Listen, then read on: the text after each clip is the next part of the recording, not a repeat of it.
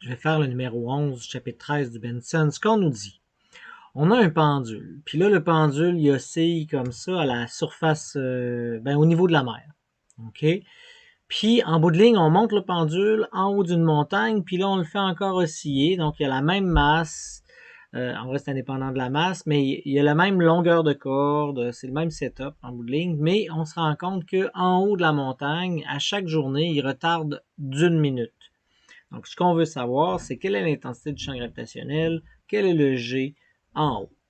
On ne sait pas d'où ce que ça vient pour l'instant, mais ce qu'on peut voir, c'est que la période d'un pendule est donnée par cette formule-là. Donc ça dépend donc de la longueur de la corde, puis l'intensité du champ gravitationnel avec lequel on fait osciller notre pendule. Donc au niveau de la mer, c'est 9,81, mais au niveau ici, on ne sait pas encore ce que ça va être. Donc, c'est un peu là qu'on veut tout savoir. Quelque chose est sûr, c'est qu'en une journée, le pendule a donc... oups. En tout cas, vous avez compris.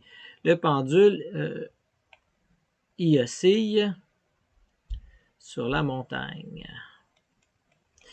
En une journée, le pendule a fait un certain nombre d'oscillations. Mettons, ça peut être 2 500 000. Bref, peu importe. L'idée, c'est certainement pas des tonnes, mais on ne sait pas trop la durée du pendule, la longueur de la corde. Mais bon, en 24 heures, on sait que le pendule va avoir fait N fois oscillation, N fois période, dans le fond, quand il est au niveau de la mer. Ça marche? Mais ce qui se passe, c'est que pour le même nombre d'oscillations, au niveau, dans le fond, en haut, ici au niveau de la montagne,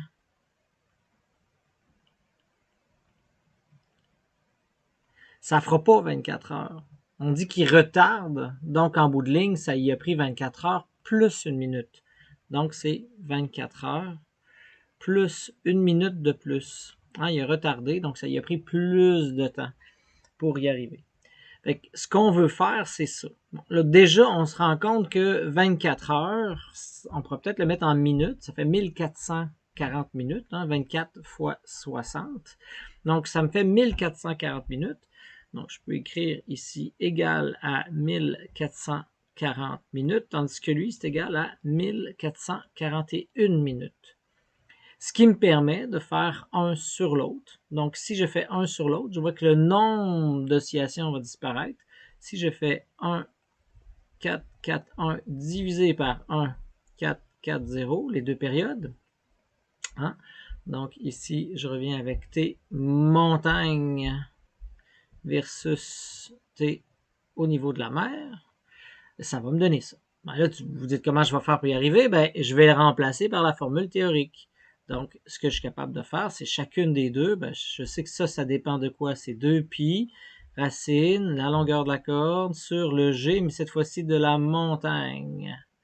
Tout ça divisé par, lui, ça serait 2π, la racine, la longueur de la corde, sur G, au niveau du sol, au niveau de la mer, ici. Et là, je vois que les 2π s'éliminent, je vois que les L s'éliminent, et ce qui va me permettre de me réorganiser au niveau de ma formule qui est là, et je vais être en mesure de pouvoir calculer le fameux G. Parce que je sais que 1441 sur 1440, ça va être égal à, je peux dire 1 sur racine montagne sur, je peux le réécrire ici, 1 sur racine de G montagne sur 1 sur racine de G mer. Ça monte, puis ça descend, donc ça me fait ici. Et je pourrais peut-être mettre la racine pour les deux, ça va être plus vite. Donc ici, je vois que je vais avoir G mer sur G montagne. Bon, je pourrais élever au carré et tout simplement arriver à mon G montagne rapidement. Donc, je me rends compte de quoi? Si j'élève ça au carré, donc flouk, carré, et je vais pouvoir effacer ma racine. De cette façon-là, après, quand je vais vouloir isoler G montagne, je vois que mon G montagne, ça va être égal à l'inverse de tout ça. Donc, ça va être 1, 4, 4, 0 sur 1, 4, 4, 1 au carré fois G mer. Donc, quand on le pitonne, ça fait 1, 4, 4, 0 divisé par 1, 4, 4, 1. J'élève au carré. Je fais fois 9,81.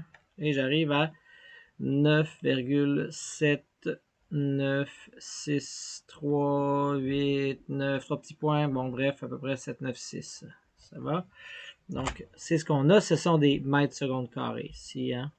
Ou des newtons par kilogramme, si vous aimez mieux. Bon. Dans la deuxième question, on te demande, ouais, là, c'est bien beau, là, tu as trouvé que le G a changé un tout petit peu. On voit que ça n'a vraiment pas beaucoup, hein, 9,81 à 7,96. Mais quand même, cette petite influence-là a fait 1 minute par jour sur notre pendule. Est-ce qu'on serait capable d'estimer la hauteur de cette montagne-là à partir de ce qu'on connaît?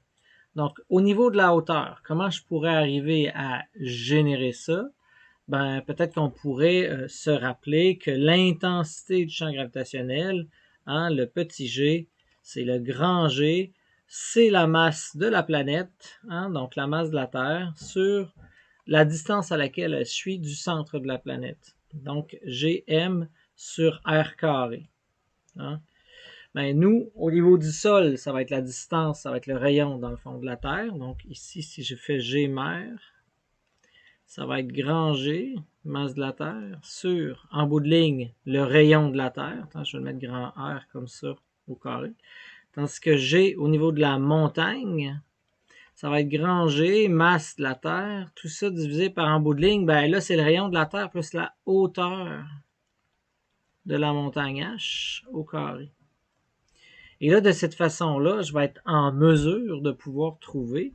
Il faut peut-être juste que je me rende compte que ça, c'est égal ici. Donc, tu sais, ça va s'éliminer. Fait en faisant un rapport, ça serait peut-être plus facile. Donc, faisons peut-être... je vais faire une comparaison pour vous. Je pense que ça va être plus facile. Là, je vais isoler GMT. Donc, ça monte de l'autre côté. Si j'isole GMT, ça monte de l'autre côté. Donc, je vois que GMR, rayon de la Terre au carré, va être égal à G montagne fois R plus H au carré. Un rayon de la Terre ici, plus H au carré. Et là, après, ben, je me dis, bon, ben, qu'est-ce que je pourrais faire avec ça? Est-ce que je connais une relation? Ben oui, je connais une relation. C'était G montagne, G mer. Qu'est-ce que j'avais tantôt, donc?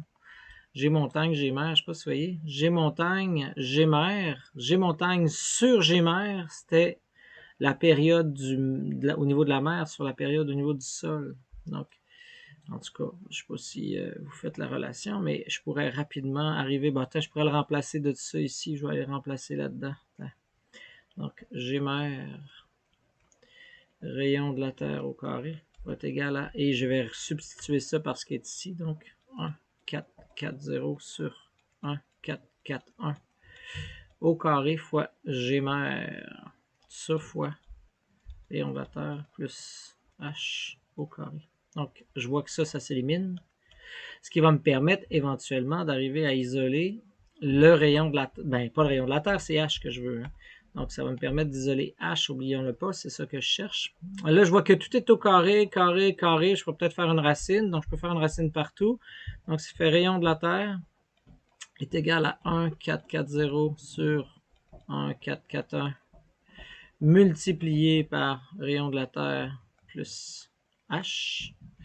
Et là, en bout de ligne, ben, peut-être que je pourrais multiplier ça, plouc, plouc, et arriver à isoler. Donc, je vois que cet élément-là, je vais l'envoyer de l'autre côté. Donc, ça va me faire rayon de la Terre moins 1,440 sur 1,441 rayon de la Terre est égal à ce qui me reste, c'est-à-dire 1,440 sur 1,441 fois H. Et là, je vois bien que je vais être capable d'isoler H bientôt. Hein? Donc, ça s'approche. Donc, c'est le H que je veux avoir. Donc, j'ai ça ici. Et ça ici, je vais pouvoir le monter de l'autre côté. Donc, ça va me faire 1,441 sur 1,440. Donc, H est tout seul. Bon, je pourrais-tu faire ça mieux? Peut-être que je pourrais rentrer ça à l'intérieur. Je ne sais pas pourquoi je suis allé comme ça tantôt. J'aurais dû faire autrement, mais bon, peu importe. Je vais rentrer ça à l'intérieur. Je vais mettre un R en évidence. Donc, ce que ça va me faire, ça va faire rayon de la Terre. Si je rentre ça à l'intérieur, rayon de la Terre, j'enlève, il y a 1. Donc, il me reste 1,441 sur 1,440 moins. Si ça va s'annuler. 1,441 avec 1,440. Donc, il va me rester moins 1. Est égal à H. Donc, en bout de ligne, si je décide de pitonner ça, Ça me fait 1,441 divisé par 1,440 moins 1. Il me reste ici 0,00069,4. En tout cas, moi, c'est 444. Là, on pourrait dire quasiment périodique. Là. Pas mal certain que c'est périodique. Ça, je vais le mettre de l'autre côté. Rayon de la Terre, c'est égal à H. Donc, on voit là, c'est pas beaucoup de pourcentage de rayon de la Terre. Si je veux le pitonner, le rayon de la Terre, c'est quoi? Ben, c'est environ 6371 km. Donc, si j'utilise ça fois ça, donc fois 6371 km, j'arrive à 4,42 km, contrairement au Benson qui arrive à 4,55. Donc, j'arrive à 4,42. Si je décide de le faire avec le rayon à l'équateur qui est environ 6378, donc je fais x 6378, j'arrive à 343, donc j'ai pas une grosse différence. Donc c'est vraiment ça que j'obtiens. Donc voici.